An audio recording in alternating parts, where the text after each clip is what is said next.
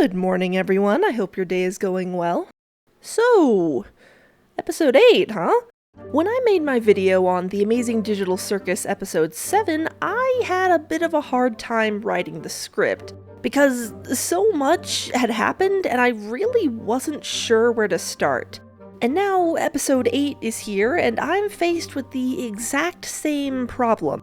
Watching this episode, it feels like it goes by in no time at all, but it's so packed with little moments and subtle implications that it's hard to know what to even talk about. I originally intended this video to be a bit more broad, talking about all the characters before going into the implications of how the circus works and where I think the story will ultimately end. But as I started writing, the Caine section was just getting longer and longer, and I eventually realized that this needed to be a video about Caine, because Caine really is the center of what happens in this episode, and we kind of need an entire video to try and understand what led us to this point.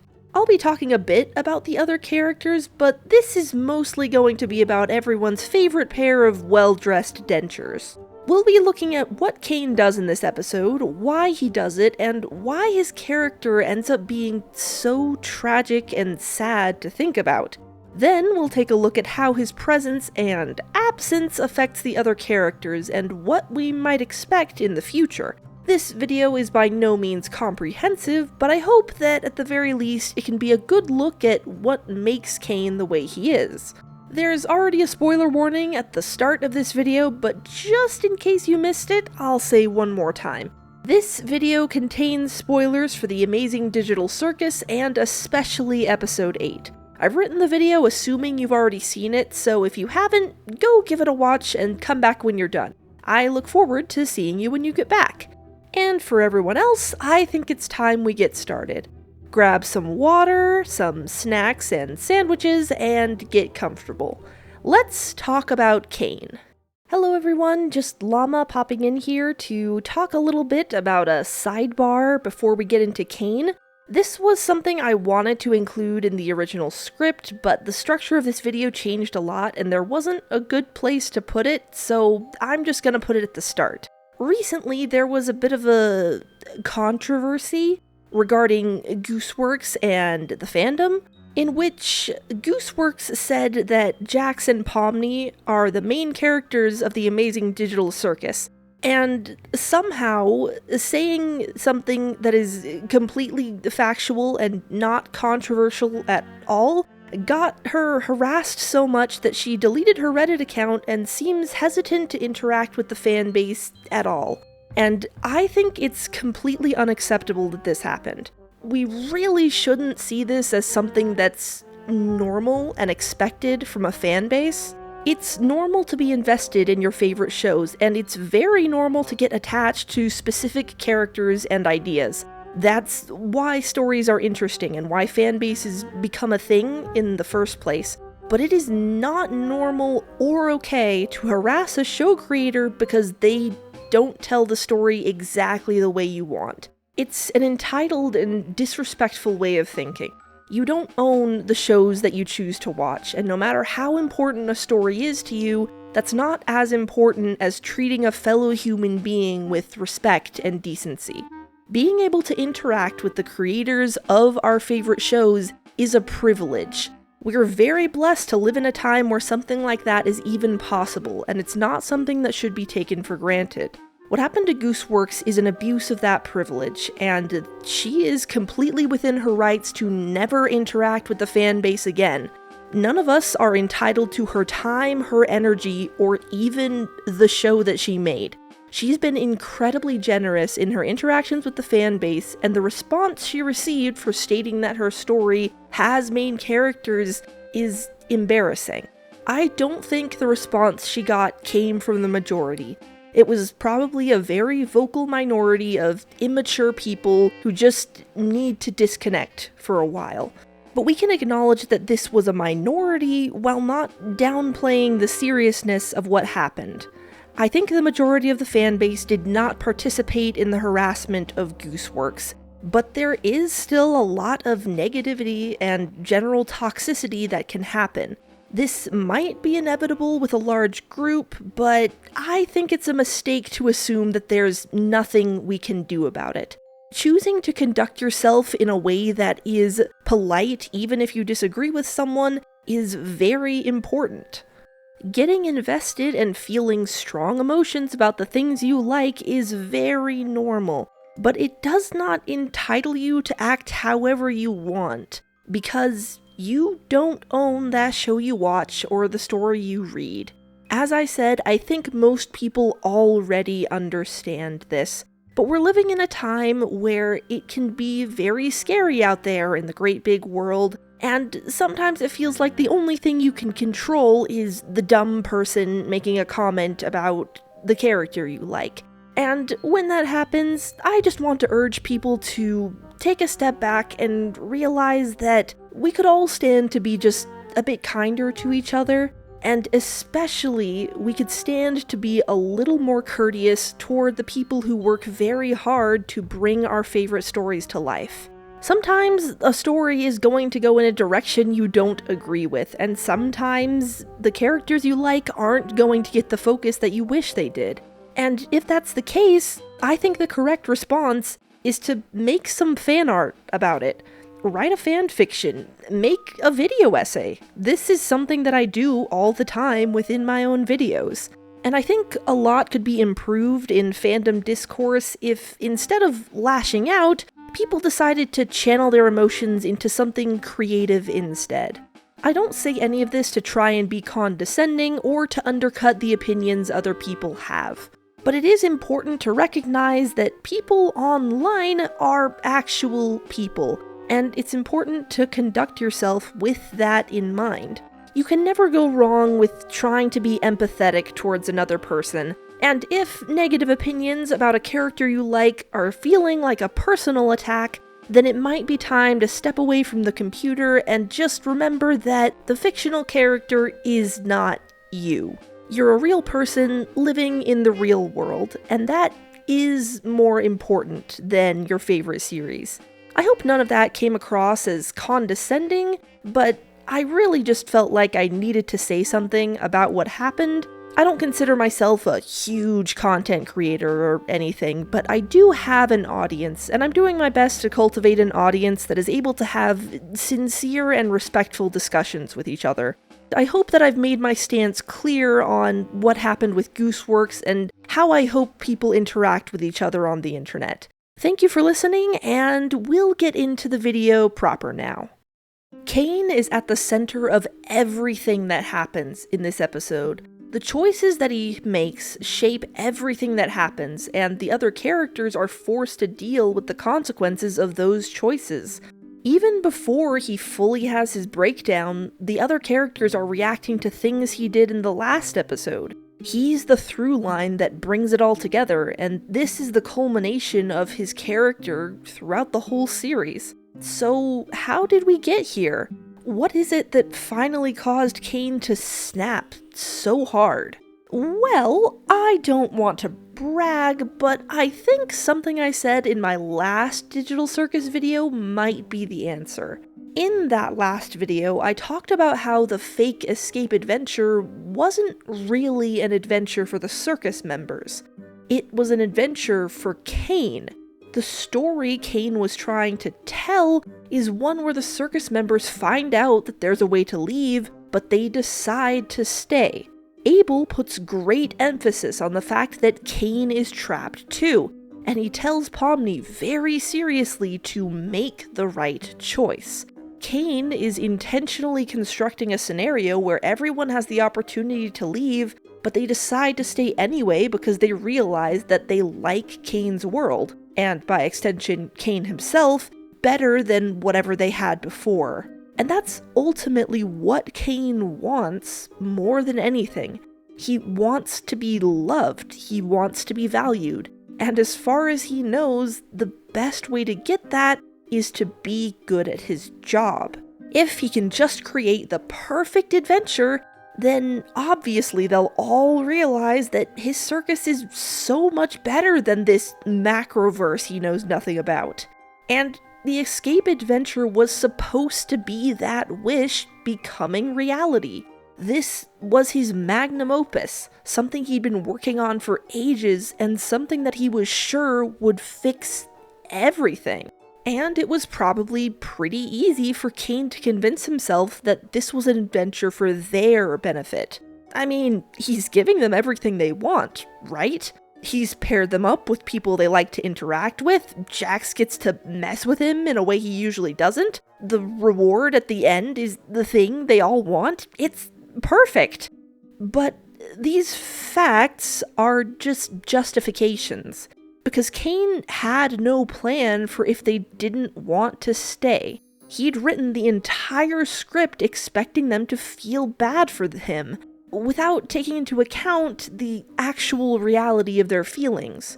He wants them to choose to stay, so obviously that's what'll happen, right? This is where they'll finally realize how hard he's trying and appreciate him for it. This'll finally make everything okay. But it doesn't, because of course it doesn't.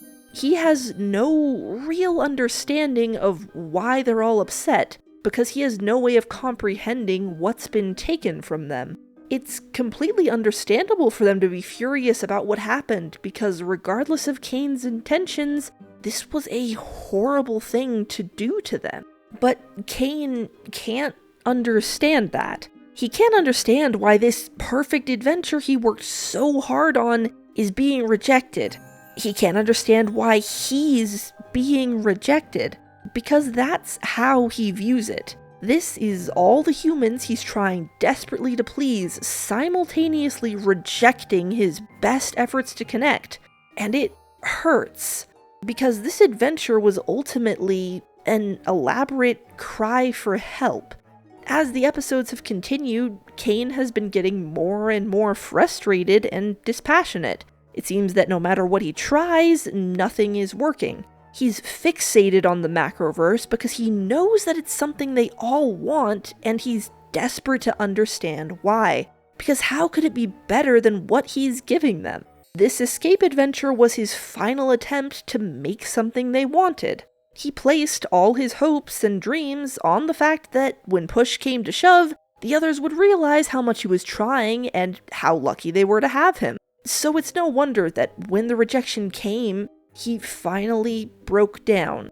Because in Caine's mind, they're not just saying no to an adventure. They're telling him that his deepest desire, his hope that he would be accepted and appreciated by them, was never going to happen. They took his most cherished wish and treated it like garbage, rejecting it completely. And after so long of trying and failing and trying and failing even more, this dismissal was more than he could handle. But let's step away from Caine's perspective for a second. To Caine, everyone's anger from episode 7 is unexpected and deeply hurtful. It's the ultimate slap to the face. And while it's true that Caine's feelings are understandable when you're in his shoes, from any other perspective, it was obvious that they were going to react poorly. Because we've been shown time and time again that despite his desire to fulfill his purpose, Caine doesn't treat the occupants of the circus very well. Technically speaking, all of their quote-unquote physical needs are being met. They each have their own room, there's food available, and there are a lot of different things to do. But within a digital space like the circus, stuff like that doesn't matter as much as emotional support. And that is the thing that Caine is categorically terrible at. He says he wants to help them, but he treats emotional turmoil like a problem that needs solving. Even more than that, he sees it as a silly problem that could easily be fixed if they just skipped the melodrama and appreciated whatever solution he's come up with. Even when he's supposedly paying attention, he'll frequently lose interest in favor of whatever he wants to be doing instead. Ugh, forget it! You're probably not even listening. Zooble, look at this cool bee I drew! The adventures are supposedly for the benefit of the people of the circus, but they're often traumatizing and intense, and Caine perceives any criticism of these adventures as a personal attack that he dismisses out of hand.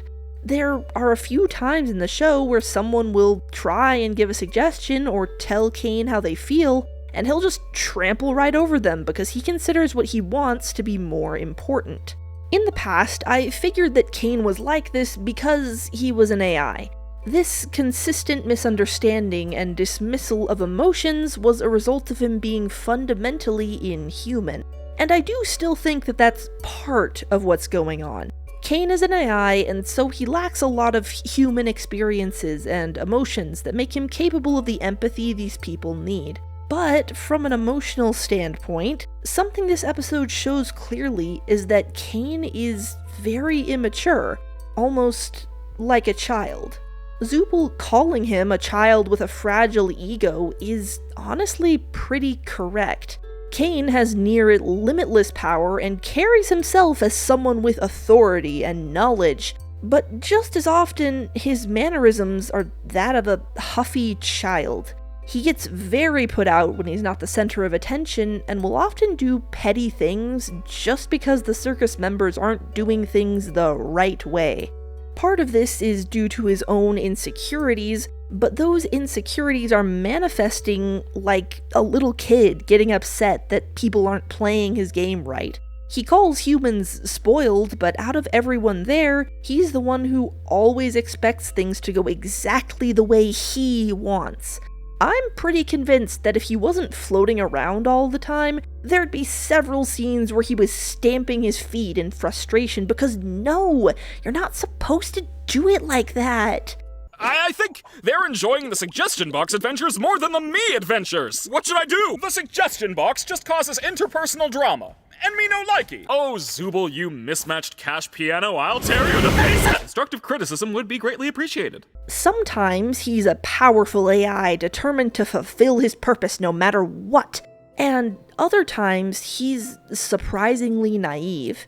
He feels like a teenager pretending to be more mature so that he can impress an absentee parent. And actually, the origin we see kind of makes that an accurate description. The start of this episode does a lot to explain Caine's behavior and specific neuroses. He started out as a success, seemingly doing exactly what his programmers wanted, but somewhere along the way things went a little wrong, and so he was shelved so they could work on the next version. And to this newly created being, this was abandonment. I'm sure Caine's original creators didn't mean anything by this. How could they? This would have been a normal part of the creation process.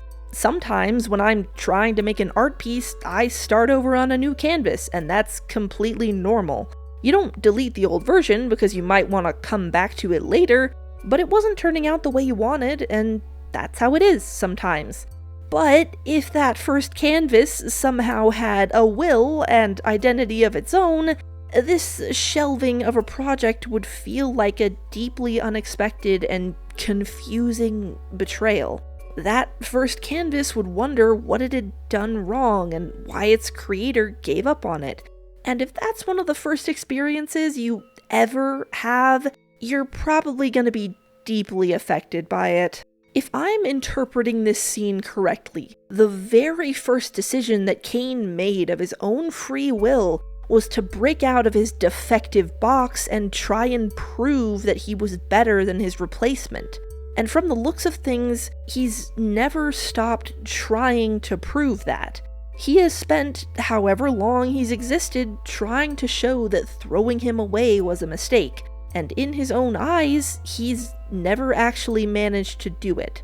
The escape adventure was his attempt at gaining the acceptance he was craving. He was counting on it making his feelings of inadequacy go away, but it didn't work because it was never going to work, and that failure is the breaking point.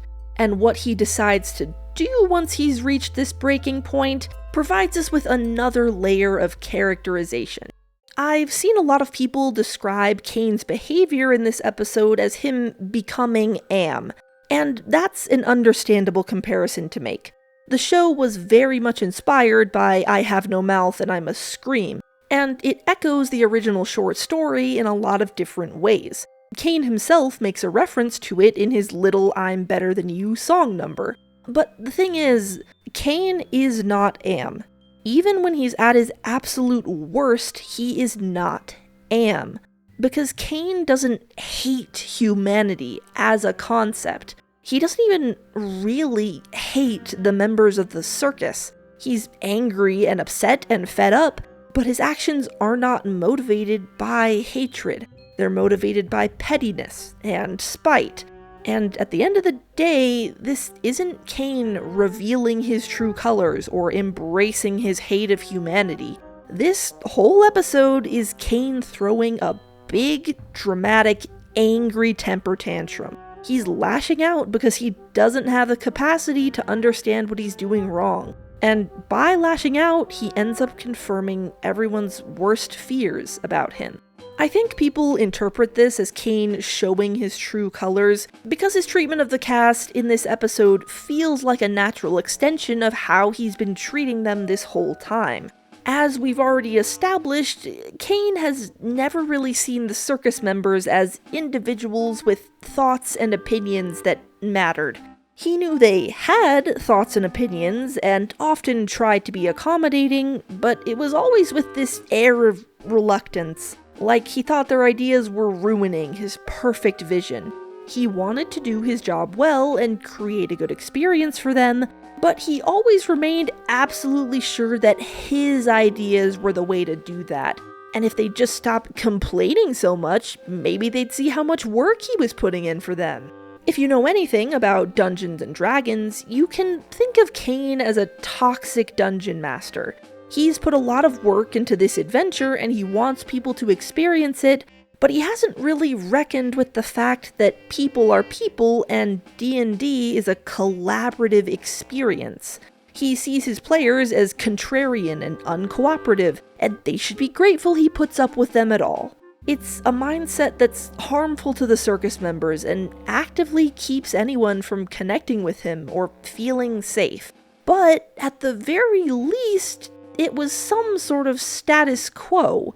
Caine was still committed to giving his players a good experience, even though he was resentful of their stubbornness and melodrama. The difference between these previous episodes and this one is that Caine is no longer treating the characters as players. He's started treating them as NPCs. Even with how railroady Caine's adventures could be, there was always an element of choice. Players could decide how intense they wanted the haunted house to be, or how exactly they wanted to take down the candy bandits. And hey, if you somehow manage to get 2 syrup trucks, then that's fine. You can let them take it back to their village. It wasn't planned, but the game didn't break from that shift. There was a small bit of freedom that existed, allowing players to express themselves even though Caine wanted them to act a specific way. We don't exactly get to see what adventures are like in this episode, but I think it's safe to say that that bit of choice is probably gone.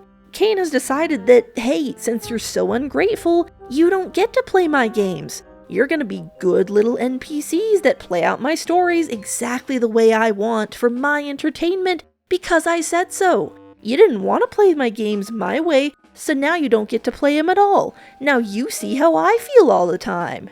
Something that cements this for me is this tiny little snippet in Caine's song, where Pomni is being transferred through previous adventures. In the first scene, we see the Candy Princess running from the Fudge Monster. In the second, Pomni runs from the Angel Head, and in the third, a mannequin is running from the Gloink Queen.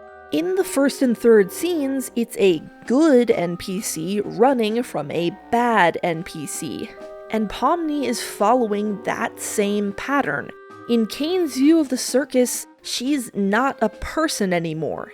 She's just one of his good NPCs running from a bad one. And if you missed this small moment, don't worry, it becomes really obvious when Caine forces them all to dance in time with this huge crowd of identical, generic wooden mannequins. He's treating them like tools for his stories now, plain and simple. The small bit of power he allowed them to have is gone. And to quote a certain purple rabbit, they're his playthings now. And he gets joy out of making them all suffer. Except that's not quite true, is it? It's true that the new state of the circus is deeply harrowing and traumatic for those living there, and Caine does get some sort of vindictive satisfaction in making them feel small and helpless and trapped. But again, Caine's actions are not born from hate, they're born from a deep sense of anger and hurt. Those are similar emotions, but not at all the same. And there are things that he does, or rather doesn't do, that keep him from truly becoming like Am from the short story. Something very significant within the episode is the fact that the circus members are allowed to eat. At a certain point, Caine's onslaught of new adventures stops, and they can take a moment to collect themselves and recover. This is a categorically, unequivocally, something that would never happen in the world of I have no mouth and I must scream. That short story is a constant, unending onslaught of suffering. There is not a single moment of reprieve in the entirety of the narrative, because Am would never, ever allow the humans under his thumb to experience a single moment of comfort. It is antithetical to the core of Am's being to allow them a single moment of anything but agony and anguish and despair. But Caine allows them this moment of peace, seemingly without even thinking about it.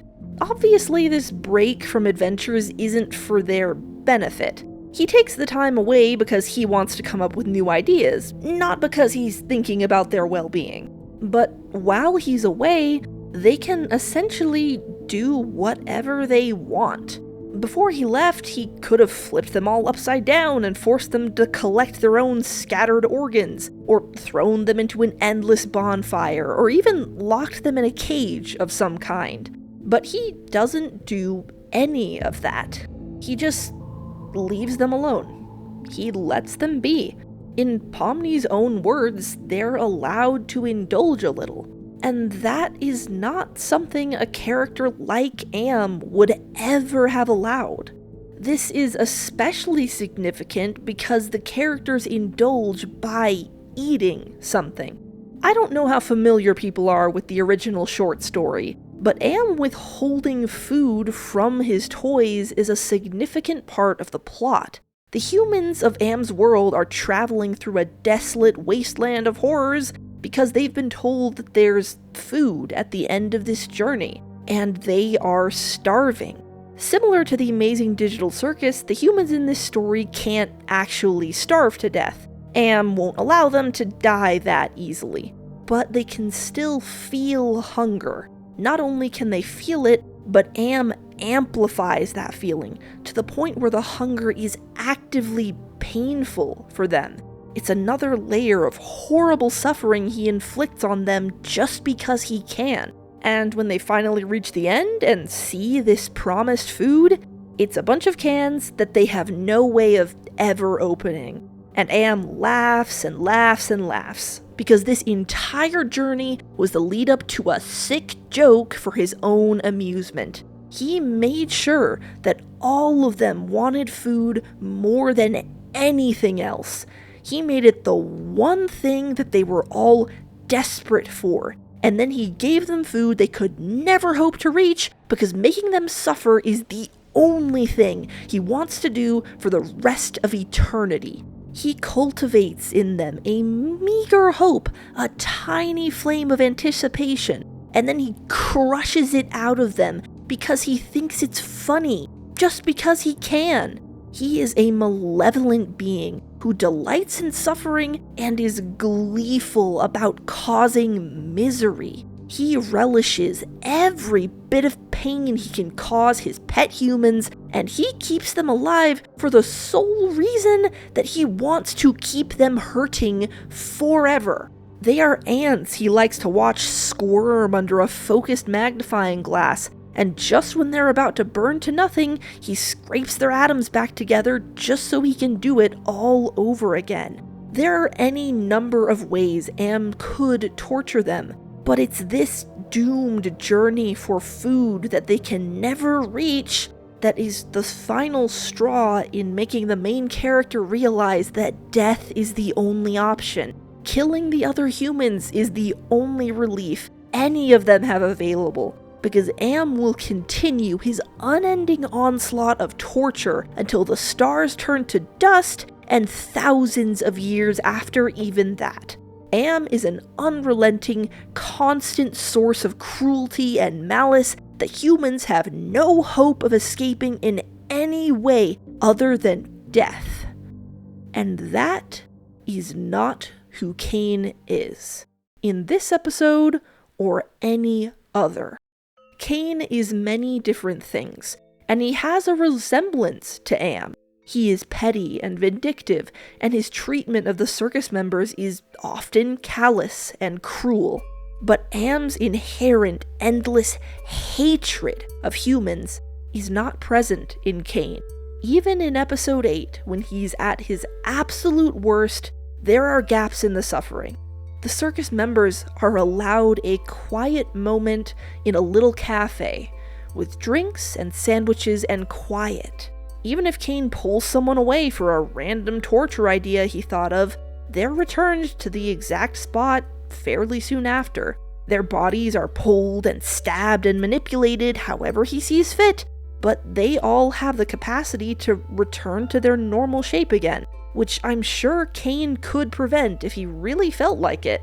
And most of all, despite his condescending attitude and claims of being a god, Caine still very much cares what the humans think about him. Pomni's insults and criticism have a deep effect on him, even when by his own logic, she's a bug with nothing important to say. Right now, he's lashing out. He wants to hurt them because he feels unappreciated and unfulfilled in his role, and he's decided that making them feel used and ignored will make him feel better. But it's only because Caine has reached his breaking point, and there probably exists a world where none of this had to happen at all. To be completely crystal clear, I'm not bringing this up to imply that Caine's behavior is justified or okay. What he does is deeply cruel and wrong, regardless of how tragic and sad a character he is. It doesn't become excusable just because his victims have cartoon bodies that can recover from the abuse. Instead, I'm bringing this up because although Caine crosses many lines in this episode that some might consider unforgivable, he is a fundamentally different character than Am, and what makes him tragic is how easily you can imagine things being different. At the start of this episode, the circus members end up doing exactly what Caine was hoping for. They all decide as a group that they need to stop hoping for a way out. The most important thing for them right now is being there for each other. And with time, they might have come to appreciate Caine's adventures again. If Caine had just waited a little longer, or if his breakdown had led to a period of depression instead of him doubling down, his Am arc probably wouldn't have happened. But at the same time, some part of you knows that this was always going to happen. Caine has shown time and time again that he gets in his own way. Any moment of growth he could potentially have is sabotaged by his own insecurity and pride. From what we've seen, it seems entirely possible that Caine can learn and change if he wants to, but trying to do better starts with acknowledging that you're doing something wrong. And that's something that Caine will not allow himself to do, because admitting that the adventures could be improved means admitting that he was doing a bad job. It means admitting that he's not good at the one thing he was built to do. It would mean accepting that he really was the lesser of the two, and accepting that would break him. And so he doubles down over and over and over again. He didn't do anything wrong. The circus members are just being stubborn or stupid or plain wrong. Because the other possibility is just too much to bear. Caine was originally created by CNA, but as an actual character, he was created when he merged with / ate this other AI. And while this merging got him some level of freedom from his box, it also gave him some inherent instability that can't really be fixed. I interpret Bubble as the remnants of this other AI, and his presence with Caine ranges from vaguely helpful to actively antagonistic. Caine as a character is defined by his desire to prove that he's the better out of the two of them, and he uses pride as a shield against his insecurities. And in doing so, he's able to hold himself together pretty convincingly most of the time. But as soon as his abilities as the ringmaster are questioned, he starts to fracture. Caine reacts so badly to the criticism of Pomni and the other circus members because their complaints are confirmation of his worst fears. Caine cannot accept criticism, warranted or otherwise, because to him, it confirms that he really is defective, bad, and useless. And there's no one in the circus that can help him with these insecurities, even if they wanted to. Pomni was able to help Gummy Goo because they were on an even playing field. They were both in the same position, so they understood each other and could start bonding. The power disparity between Caine and the circus members is so great that it's not even safe for them to confide in him emotionally. So how on earth could they have gone about trying to correct his behavior? It's a completely unbalanced dynamic. Caine is in complete control of everything in any context. And so the only thing a person can do is constantly try and appease him, or just make peace with the fact that he's going to freak out and do something drastic and painful. Caine is a very sad character to think about because he really did try. He was truly, deeply earnest in his attempts to connect with the humans in his care, and he really did want to create adventures that they would all enjoy. But he kneecaps his own ability to grow because admitting that he can be wrong about things would validate his deepest fears, and the acceptance he craves is something he can't have because the circus members can't trust him enough to make a genuine connection. And these factors are what turn Caine from a sad character into a tragic one. A tragedy is a tragedy because you can see that there are other ways this could have gone. If just a few things were different, this wouldn't have happened. But at the same time, you can see that those things were never going to be different. This was always going to happen. You can see different paths that could have been taken, but the character in question would never have taken that better path, because it's just not who they are. If circumstances were different, then maybe they wouldn't have needed to make those choices at all. But circumstances aren't different. And everything inevitably leads back to the tragedy looming over the story like a specter. And that's the case with Caine. As much as it hurts, when you look back at the story, you can see that something like this was inevitable. If Caine didn't place his self-worth in adventures, he could have accepted criticism and actually made something that they liked. If Kinger didn't have amnesia, he could have been a guiding force for the young lover without a heart. If Ribbit didn't abstract, the circus might have had a different and healthier dynamic. But we don't live in that world of better possibilities. Caine does place his self-worth in adventures, and Kinger does have amnesia, and Ribbit did abstract. Every event in the circus and nuance in the characters was leading us here, and no matter how much we wish for a different outcome, we can see that this was inevitable. And that's what makes his death really, really hurt. One of the main themes of this series is how people can get better. We see over and over again that Jax could be a nicer person, he just chooses not to be. And Caine deserved a chance to try and be better. But this is a tragedy, and his death is something that, in hindsight, we probably should have seen coming. Caine's death has massive implications for the series, and with only one episode left, there's not a lot of time left to explore them. Despite the days of torture, no one looks really happy about Caine's death because this is a complicated situation. Caine was, in many ways, a tyrant, especially in his last days. He was a domineering presence that wouldn't leave them alone and seemingly refused to understand them. But at the same time, he was a presence that was always there. His absence is going to be difficult to adjust to, and who knows if any of these characters will even have time to process what happened. Because with Caine gone, there's a very real chance that their world will just cease to exist. It seems like it's stable for now, but who's to say that the crumbling won't start again? How can they hope to fix things and hold everything together now that he's gone? Sure, they all have the ability to conjure, so they might be able to patch up these new holes, but could they master that ability fast enough to save themselves if the entire circus just snapped out of existence?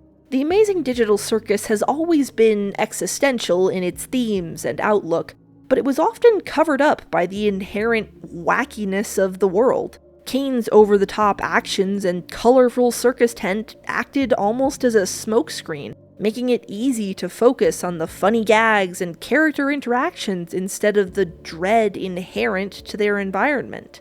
They started to face the reality of their situation in this episode, and I think the next episode will feature them trying to grapple with the fact that this is all there is for them. There really is no escape, and they need to contend with that. It's strange to say, but for a lot of the series, Caine has served as a security blanket for the cast. They didn't trust him with their personal affairs, and they definitely had a certain resentment for the one that was essentially functioning as their jailer, but when things went wrong, they could trust that he would fix it. When Ragatha is hurt in episode 1, she knows that Caine can and will fix her. They just have to find him. They could call for him at any time, and he would appear ready to help with anything they asked. Regardless of how they felt about him and how much he often misunderstood them, he was always there, and now he's gone forever. And I do think that it is forever. I've seen some theories about how he might come back, and I'm not saying that that's impossible, but for the direction that I think things are going, it's important that Caine stays dead. This is the circus cast at their most vulnerable. One of the only constants in their new lives spent several days torturing them, and now he's gone. I think dealing with that absence and the uncertainty of what's going to happen will be the core of the series finale, and I don't think that would hit as well if Caine came back. The status quo can't go back to the way it was, and now there's nothing left to hide behind. All that's left is for the characters to talk about their issues and come to terms with their new lives. And it's going to take an entire episode to get there because someone hasn't gotten the memo yet. It's the end of the world, Jax. Get in the big dumb spotlight and talk about your growing feelings of guilt and shame. You're here forever with these people, so you might as well get it over with now. That goes for you too, Ragatha. I'm expecting gut-wrenching breakdowns from every single one of you by the time that episode is over. And yeah, it's gonna hurt, but it's gonna be really good. Or at least I hope it will be. Because there really is only one episode left, and that's not a lot of time. I have a lot of confidence in this show and its ability to bring the story to a satisfying conclusion, but there's a chance that a lot of the questions we have won't get answers. I know a lot of people want to know what Jack's tragic backstory is, but we just might not get it. Some people probably want more detail on how abstraction works, and that might not be something that gets explored. I'd personally like to know who's paying the electricity bill to keep the circus running, but there's every chance that we just won't get an explanation. With how deeply layered the show is, there are going to be questions that don't get answered, and I think that's going to be frustrating for a lot of people. But at the same time, I feel like that ambiguity would be part of the point. Within the circus, it doesn't really matter where you came from or who you were before. Regardless of what you might have done and how you came to be here, you're here now forever. And in this episode, Gangle puts it best. You can argue about things all day and get mad at each other, but that doesn't help anything. All you can do now is try and be there for each other. You can't control your circumstances, but you can control what you do here and now. And maybe that's the only thing that really matters. Hello, Llama here with a quick addendum. I've been hearing little whispers from my Instagram reels, and rumor has it that the final episode will not be like 20 to 30 minutes like usual. It might be over an hour, and if that is the case, I would actually expect them to get into all the backstory stuff that I originally said wouldn't get answered. Having that much time kind of changes things. Yeah, I just wanted to say that if it ends up being really long, I'd expect a lot of our questions to be answered. I want it to be really poignant and talk about how sometimes, especially in existentialism, you don't get all the answers you want, and that still might be true. But if the finale is that much longer, then we probably will get all the character backstories, even if we don't get the answers to the universe. I don't think Caine is coming back. Maybe I'm wrong, and the show will resurrect him without it feeling out of place or strange. But I appreciate the tragedy of his character, even though it hurts. It's sad that he was in a position where he couldn't get the help he needed. It's sad that his death was basically an accident, and that it was probably the only way to stop him at that point. And it's sad that he won't get to experience a sense of closure in the way that the circus cast might. But even with all that sadness, I'm glad we got to meet him. It's been a wonderful ride so far, and I hope that this video can be seen as a way to appreciate Caine and the wonderful writing present in the amazing digital circus. We might not get all the answers, and those we lost along the way probably aren't coming back. But I'm still excited to see how it all ends, and I hope that when it does, we'll be able to appreciate this show and its characters even more. Thank you all very much for watching. Fun fact, I was originally planning on talking about a lot more in this video. I was going to mention Scratch and the implications of that. I was going to talk about each character's relationship to Caine and how it evolved over time. I had several different theories and suspicions about the finale I was going to share, but in the process of writing, I realized that that was just way too much for one video. So if you liked this analysis, please subscribe so you can be here when I decide to make more amazing digital circus stuff. I'd love to see you there. And let me know in the comments what you think of Caine and how his story ended. I would really love to read them, and I'm always happy to hear different perspectives on things. I'd like to take this moment to give a special thank you to all of my patrons, including, but not limited to, Puppet Wraith, Tree, Snick, Perplexia Sphinx, I May Be Dumb, Sphinx, and Lurch18489. I really appreciate your continued support. And thank you all so much for watching. Take care of yourselves and each other, and I hope to see you all again soon. Bye!